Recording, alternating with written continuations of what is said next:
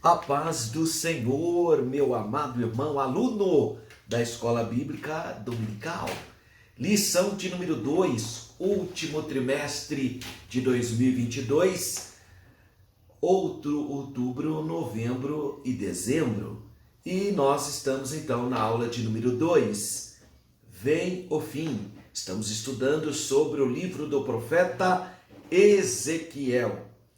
9 de outubro. Segundo domingo do mês de outubro. Nosso textuário está em Ezequiel, capítulo 7, versículo 2, que declara: E tu, ó filho do homem, assim diz o Senhor Jeová, acerca da terra de Israel, vem o fim vem, sobre os quatro cantos da terra. E a nossa verdade prática diz: o atalaia de Deus, sou o alarme do iminente perigo, anuncia que o inevitável juízo divino se aproxima. Nossa leitura bíblica em classe dessa lição de número 2 está no livro do profeta Ezequiel, capítulo 7, versículos 1 até o 10. Então são 10 versículos do capítulo 7. Vamos fazer então rapidamente o comentário do nosso texto áureo, capítulo 7 do profeta Ezequiel, versículo de número 2. E tu, ó filho do homem, assim diz o Senhor Jeová, acerca da terra de Israel, vem o fim vem sobre os quatro cantos da terra. Bom, o nosso texto áureo então está no capítulo 7 do livro do profeta Ezequiel. Só que o capítulo 7 e o capítulo 6 fazem parte do mesmo contexto. Então você pode ler o capítulo 6, que ele vai profetizar sobre os montes de Israel, e o capítulo 7, mas é uma palavra profética que o fim é iminente, o juízo é iminente para o reino do sul, ou reino de Judá. Então é importante você ler também o capítulo 6. O nosso textual está entre os versículos 1 a 27. O capítulo 7 tem 27 versículos, né? E então faz uma unidade com o capítulo 6. Assim, a introdução do capítulo 6 aplica-se também ao capítulo 7, que oferece mais detalhes sobre sistemas simétricos. O tema principal, tanto do capítulo 6 como do capítulo 7 do profeta Ezequiel, é a iminente destruição, é o julgamento que está vindo sobre o reino do sul, o reino de Judá, cuja capital era a cidade santa de Jerusalém. E como se dará esse julgamento? Com o ataque do exército mesopotâmico da Babilônia. E, obviamente, então, o fim do reino de Judá estava próximo. Os babilônicos estavam fazendo um verdadeiro genocídio, né? Estavam matando povos, etnias, e agora ele estava voltando o seu exército contra o povo judeu. Mas Deus tinha feito, sim, avisado, alertado que a espada viria devido à desobediência. E ele vai, inclusive, usar a espada do reino caldeu, ou segundo império babilônico, para punir a nação judaica.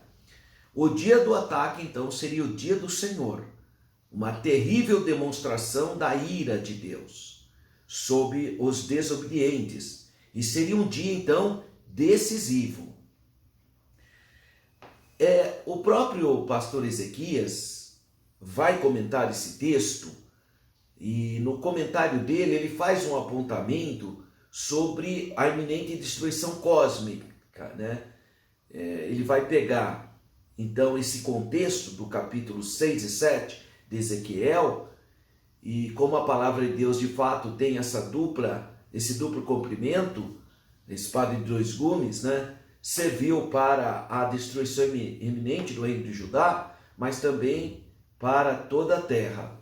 Mas não são todos os teólogos que fazem essa observação, porque de fato não sabemos e também não podemos dogmatizar categoricamente em dizer que a profecia desses capítulos tenha um alcance tão grande, além do juízo iminente que estava sendo declarado sobre o reino de Judá. Mas a gente também sabe que isso também pode sim ter um efeito maior. O capítulo 7, versículo 1, declara: depois veio a palavra do Senhor a mim dizendo. Olha que interessante, isso está no capítulo 7, versículo 1. Se você ler o capítulo 6, versículo 1, diz assim: veio a mim a palavra do Senhor dizendo. Olha como é simétrico, tanto o início do capítulo 6 como do capítulo 7. Então a palavra profética, ela era condicional. Ela poderia ser quebrada ou modificada, era iminente e cheia de terrores para Judá, mas poderia ser reconsiderada se o povo se arrependesse, o que não ocorreu. E aí ele diz: e tu, ó filho do homem. Filho do homem é um título então usado aqui pelo profeta Ezequiel, né? E interessante que não é tão comum essa expressão, filho do homem, né? Mais para frente nós vamos fazer uma análise aí dessa expressão. E aí ele diz assim, assim diz o Senhor Jeová.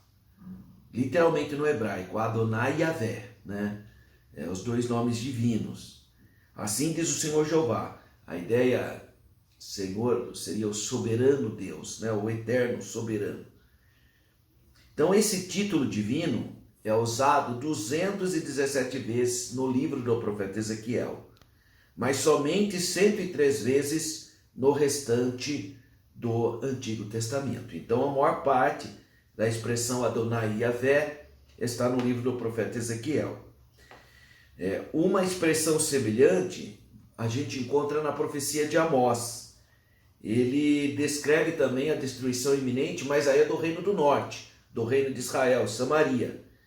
E seria pelos assírios, né? Conforme Amós capítulo 8, versículo 2. Já o reino do sul, o reino de Judá, com capital Jerusalém, cairia da mesma maneira, de maneira miserável, pelo fato de praticar a iniquidade. Então são povos que acolheram a iniquidade, estabeleceu-se a iniquidade, e aí veio a tragédia. Então vem a expressão, vem o fim vem sobre os quatro cantos da terra. Ezequiel 7:2.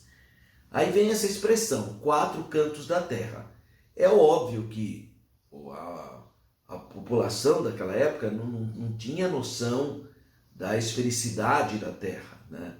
Então é plausível, é possível que eles estejam pensando de fato em uma terra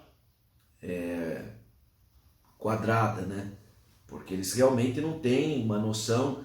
Infelizmente foi o pensamento da Igreja Católica em toda a Idade Média, né? Ela teve dificuldade de aceitar a esfericidade da Terra. Mas a expressão os quatro cantos da Terra não necessariamente tem a ver com canto, mas de todos os lugares, né? O próprio autor, pastor Ezequiel, vai fazer essa citação no corpo da lição.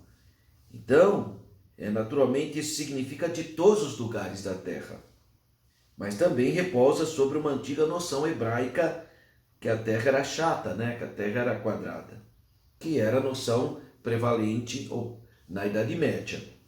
A origem da expressão se encontra na crença de que a terra tinha um formato retangular, né? Ou era uma planície retangular, com quatro cantos literais. Essa foi a interpretação. Agora, claro que hoje, com as tecnologias e com os satélites que foram enviados, hoje é inaceitável alguém achar que a Terra seja quadrada, né? Surgiu um grupo de pessoas terraplanistas, né? É risível isso, né? Não tem o menor sentido uma pessoa que crê numa bobagem dessa, anticientífico. Porque hoje, com a tecnologia que nós temos, com os satélites que nós temos, que mapeia as estrelas, todo mundo sabe que a Terra é redonda. Não tem a menor lógica, não tem o menor sentido uma pessoa achar que a Terra é quadrada. É muita fraqueza intelectual. Com toda a tecnologia que nós temos, basta olhar as fotos dos satélites. Tem milhares de satélites orbitando e tirando foto. O próprio astronauta Marcos Pontes, que é o primeiro astronauta do Brasil, ele viu a Terra lá redondinha. Ele até, nas palestras dele, ele fala: a Terra é uma esfera. Agora, o que mais chama atenção é que o profeta Isaías fala disso. O profeta Isaías, no capítulo 40, versículo 22, ele diz assim: ele é o que está sentado sobre o globo da terra. Existem outras versões que falam: ele está sentado sobre a redondeza da terra. Estava na Bíblia. Olha que fraqueza dessas pessoas. Então a Bíblia fala que a terra é redonda. Então é inadmissível, né, uma pessoa insistir com uma bobagem, dizer que a terra é plana, né, só querendo basear isso nos 4 cantos da terra. Porque não é só nessa passagem que fala de 4 cantos da terra. Aqui também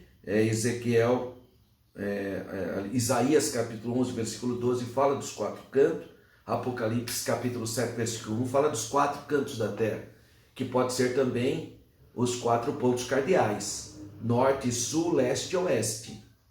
Então também, claro que isso é uma coisa mais nova, né, para a leitura, mas eu acho que essa palavra do profeta Isaías é suficiente para ver que a terra é um globo, né?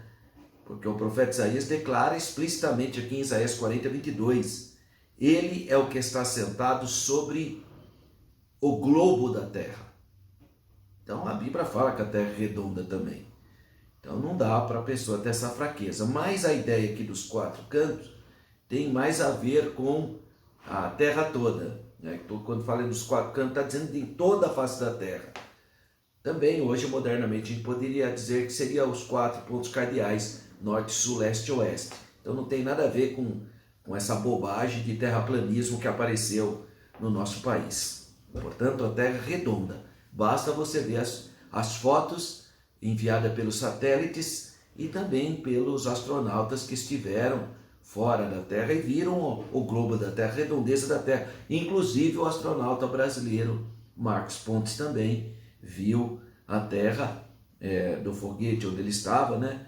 E pôde observar que a Terra é redonda. Então não tem conversa, isso é uma coisa, é uma verdade absoluta. Como diz o profeta Isaías 40, 22, o globo da Terra, ou a redondeza da Terra.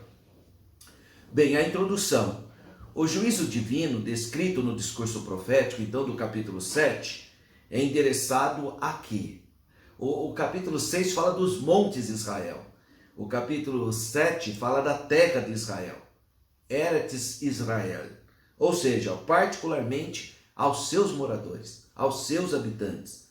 Mas, obviamente, que tem implicações gerais, né? Os contemporâneos de Ezequiel na Babilônia e até mesmo em Jerusalém recusaram a mensagem do profeta, principalmente de Ezequiel e do profeta Jeremias, por não acreditarem que o Deus Todo-Poderoso permitisse que os ímpios conquistassem a cidade de Jerusalém e destruísse o templo. Era a teologia do templo. O que teologia era essa? Na cabeça daqueles judeus, eles podiam aprontar à vontade, que Deus jamais permitiria que alguém viesse destruir a casa dele. Por isso que a gente apelidou isso de teologia do templo. O fato do templo estar lá, então ninguém iria destruir. Isso na cabeça desses judeus, né? Aí viviam uma vida toda atrapalhada. É igual essas pessoas que pegam o Novo Testamento e vê no bolso e acham que Deus é obrigado a protegê-lo só porque está com o Novo Testamento no bolso. É a teologia do templo. Acho que só porque o templo de Deus estava lá, Deus era obrigado a proteger e aguentar a iniquidade deles. Não, irmão. Deus mandou todo mundo pro cativeiro e ainda destruiu o templo, né? Primeiro ponto, então, dessa lição. Primeiro tópico. Sobre a profecia. Bom, a introdução. Ezequiel introduz a profecia com a fórmula usual dos profetas de Israel. Veio a palavra do Senhor a mim. Versículo 1. a chancela da autoridade divina. É Deus o autor, assim diz o Senhor Jeová. É a marca registrada dos profetas de Deus. A marca registrada é essa, assim diz o Senhor Jeová. Isso mostra que Deus é a fonte da profecia, que Deus intervém na história humana, que Deus intervém nas nações, é o Deus Todo-Poderoso. Era uma comunicação divina inconfundível, diferentemente da natureza da atividade profética inicial, que ocorria por meio de visões. Agora ele está colocando o verbo, a palavra na boca de Ezequiel. Essa forma então verbal de revelação indicava ser a mensagem recebida de forma externa, direta e audível. Então Deus falou com o profeta Ezequiel e mandou ele falar aquela palavra. 1.2, a extensão dessa mensagem profética. Então, embora ela foi dirigida especificamente ao povo de Israel, ela também tem essa perspectiva global, né? Implicações globais. A expressão hebraica Adamar, Israel, terra, Adamar, mas também Israel, terra. Hoje, quando a gente fala terra Israel, a gente fala Eretz Israel, mas Adamar é terra também. Adamar, Israel, para a terra de Israel, no versículo 2, aparece 17 vezes no livro do profeta Ezequiel. Em nenhum outro lugar do Antigo Testamento. É específico do livro de Ezequiel. Isso indica a ira divina sobre o povo de Israel, especificamente, e o território de Israel, ou melhor, de Judá, do reino de Judá, porque o reino de Israel já tinha sido destruído em 722 por Sargão II do Império Assírio. Mas ninguém deve restringir esse castigo somente a Jerusalém, pois ele tem também um caráter cósmico. Então isso é uma interpretação mais universal, né, que vai além do que especificamente a profecia pressupõe. Isso fica claro pelo uso da expressão escatológica. O fim vem sobre os 4 cantos da terra, que seria então sobre toda a terra. Tá? A ideia de referir toda a terra. E 1.3, quando seria isso? Nos versículos 3 e versículo 8. Fala o agora. Então é isso que diz no versículo 3, no hebraico, atá. Agora, que ressalta a iminência do fim. Esse advérbio reaparece no versículo 8, acrescida da palavra depressa. Assim, depressa derramarei o meu furor sobre ti. Então, essa urgência é também demonstrada pela construção gramatical do verbo hebraico vá, vir, que aparece 10 vezes nesse curto trecho do profeta Ezequiel. Em 4 delas, a ação está em andamento, está andando, pois o princípio hebraico indica uma ação contínua e ininterrupta. Eis que um só mal vem, está lá no versículo 5, parte B. Eis que vem, versículo 6, parte B. Vem a tua sentença, versículo 7, parte A. Eis aqui o dia, eis que vem, versículo 10.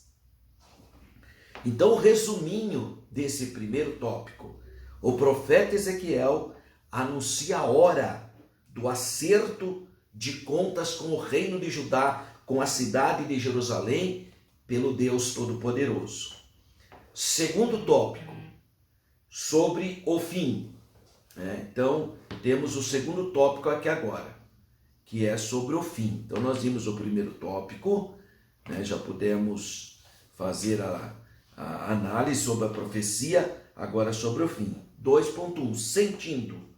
Versículos 2, parte B, versículo 3, parte A e versículo 6. Então a palavra fim no hebraico é ketz. Ketz significa fim, destruição, ruína, morte, condenação.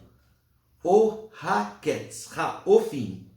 Trata-se de um substantivo usado em contexto do julgamento. Então ele aparece 5 vezes nos versículos 2, 3 e 6, num discurso poético, cujo objetivo é causar impacto nos leitores originais, que eles fossem impactados. Então, a leitura poética bíblica se sobressai não apenas pela sua beleza, mas também pela facilidade do povo memorizar a mensagem. Era um facilitador para o povo guardar a mensagem. Lembrando que muitas pessoas, naquela época antiga, não tinham a oportunidade, como nós temos hoje, né, de uma alfabetização plena. 2.2. Expressões repetidas sobre o fim. Então existem expressões repetitivas, como por exemplo, vem o fim vem, versículo 2. Agora vem o fim, versículo 3. Vem o fim vem, versículo 6. Eis que vem, veio a tua ruína, versículo 10. Isso chama a atenção de qualquer leitor, que está vendo a urgência, como ele está sendo redundante com essa temática de iminência. Talvez a intenção do profeta Ezequiel, como atalaia do Senhor, tenha sido causar pânico no seu ouvinte ou no destinatário original. Os profetas, durante séculos, vinham chamando o povo ao arrependimento. Você vê isso, chamando o povo para conhecer a lei de Moisés, o pacto do Sinai, ao arrependimento. Agora o povo está sendo informado de que o juízo divino era real, iminente. 2.3. Repetição da sentença. Então os versículos 4 e 9 estão repetidos. Ninguém deve se surpreender com a intensidade. Esse juízo é anunciado de antemão, pois é comparável com a natureza divina. Então um dos objetivos desse juízo é a erradicação da idolatria. Ainda hoje tem gente idólatra, impressionante. Ainda está adorando imagem de escultura. Ainda está adorando imagem, acendendo vela para imagem, evocando o nome através de imagem. Isso é idolatria, é ídolo. Não pode. E naquela época, pessoas estavam envolvidas. O objetivo da palavra profética era a erradicação da idolatria. E ainda hoje não mudou. Os verdadeiros adoradores de Deus adoram a Deus em espírito e em verdade. Não através de imagem de escultura, que tem boca, mas não fala, tem olhos, mas não vê, tem ouvidos, mas não ouve, tem pés, mas não anda. E os idólatras, os que adoram essas imagens, os que têm devoção por essas imagens, ficarão como as imagens. Ficarão também mudos como as imagens, ou seja, cegos espiritualmente. Não é um problema a idolatria. A Bíblia condena veementemente a prática da idolatria. Que mais? O juízo viria também por causa das abominações. Está no versículo 3, 4, 8 e 9. Visto que a casa de Israel recusou esse remédio para o arrependimento. Olha o capítulo 36 do segundo livro de Crônicas.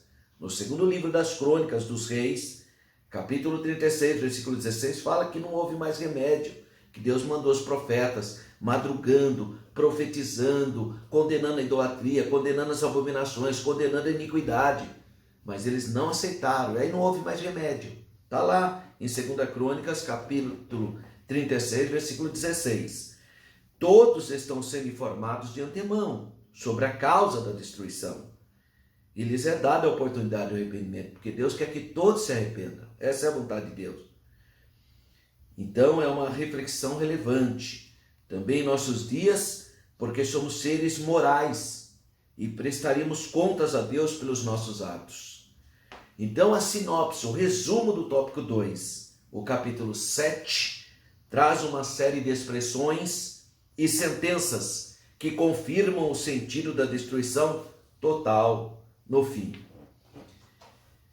Terceiro tópico, sobre o inimigo. Então nós vimos sobre a profecia, sobre o fim, sobre a profecia, sobre o fim, e agora nós vamos ver então sobre o inimigo.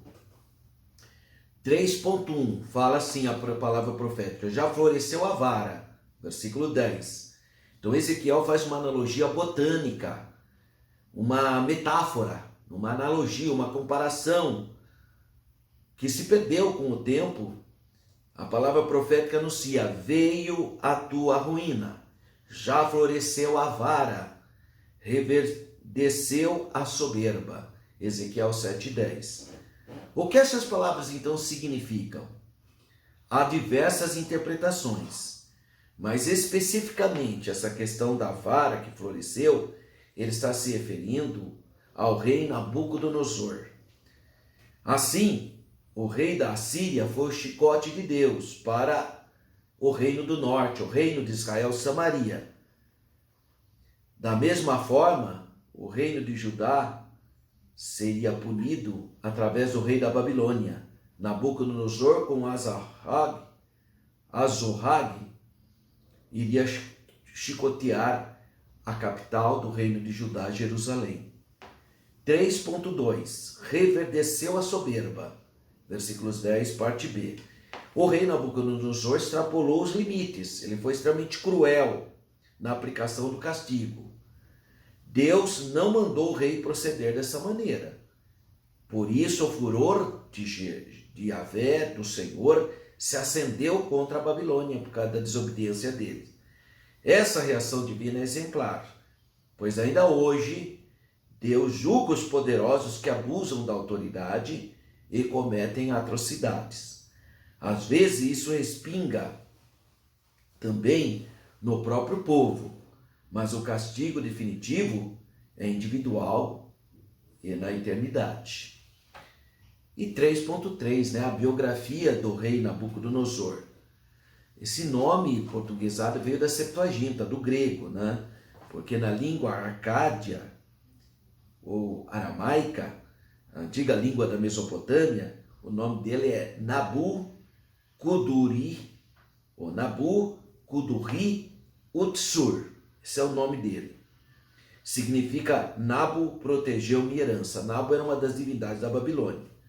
A forma que mais se aproxima do original no hebraico é Nebuchadnezzar e aparece 30 vezes no Antigo Testamento. 4 vezes no livro de Ezequiel, do profeta Ezequiel. A forma alternativa, Nebuchadnezzar, e na Septuaginta grega e também na obra de Flávio José, História dos Hebreus, emprega a forma grega, Nabucodonosor, com CH, então fica Nabucho, mas é Nabucodonosor. Ele era filho de Nabopolassar, que reinou 21 anos na Babilônia, e Nabucodonosor reinou 43 anos na Babilônia. E no meu livro, aqui nesse livro que eu escrevi, O Povo de Israel, eu coloquei aqui uma lista dos reis da Babilônia. E aqui aparece então o nome dos reis da Babilônia. Está tudo aqui. Porque Israel foi levado cativo pela Babilônia, então eu coloquei aqui o nome dos reis da Babilônia. Nabopolassar, Nabucodonosor, Evil-Merodach, Neriglissar, Laborizoacorde e Nabônido Belsassar. Então eu falo sobre a Babilônia também nesse livro.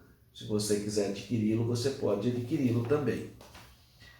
E a Babilônia, 3.4. O nome Babilônia é também de origem acádia. Babili, portão de Deus.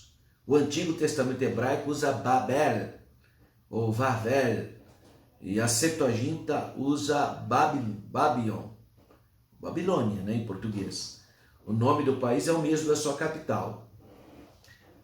Caldeus e babilônios, no início, eram tribos distintas. A palavra Kashdu significa conquistadores, tribos conquistadoras, Era identificado para os povos que moravam na região da Mesopotâmia, no Golfo Pérsico, no sul da Babilônia. Desde os dias de Abraão. Abraão também era babilônico, era mesopotâmico, O profeta Isaías fala de babilônicos e caldeus, referindo-se ao mesmo império. A Caldeia, ou caldeus, babilônicos, ou Babilônia. E o resuminho desse terceiro tópico, o versículo 10 dá uma pista a respeito da identidade do inimigo que vai causar todo o mal sobre Jerusalém, que é o rei Nabucodonosor. E para nós encerrarmos, os julgamentos divinos na história mostram que o pecado jamais ficará impune e que a única maneira de escapar da condenação é através do arrependimento e da fé. Israel não tinha desculpa, não podia alegar ignorância, pois o povo dispunha da lei de Moisés, do ensino dos antigos sábios, da Bíblia, da revelação, dos profetas, dos conselhos do sacerdote. Então não tinha como alegar que eu fui inocente, eu não sabia, não tem jeito. O apelo dramático do profeta Ezequiel é um exemplo clássico dessa verdade. Então Deus enviou o profeta Ezequiel, mas infelizmente aquele povo não quis dar ouvido. Você vê que nos primeiros 25 capítulos do profeta Ezequiel ele está em Jerusalém ainda falando. É o caso do capítulo 7, onde nós estudamos aqui essa passagem.